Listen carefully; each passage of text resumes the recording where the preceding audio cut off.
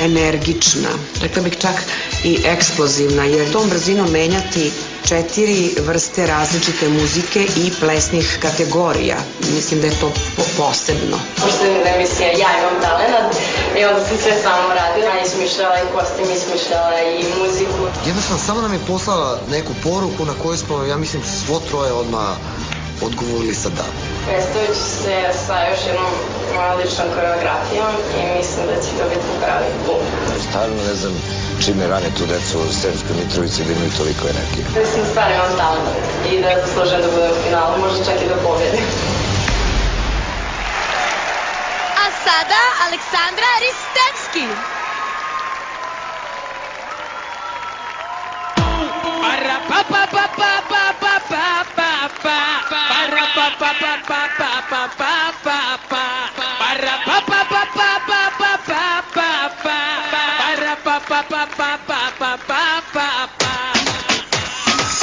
It's summertime. Ladies looking hot, shaking up what they got. Elephant man and cat, come on.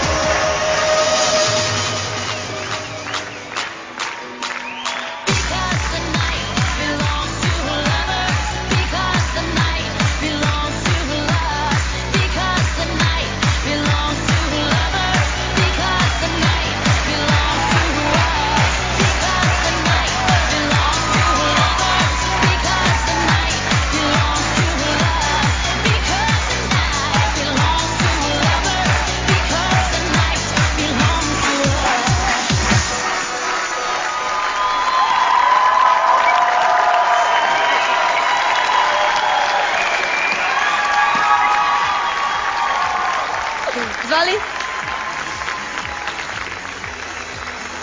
Ili? Evo se zavrtelo u glavi. Znaš šta? Ja. Ne, proradio je. Aleksandra, ti imaš takvu energiju da ja imam osjećaj da ti spavaš 10 cm iznad kreveta.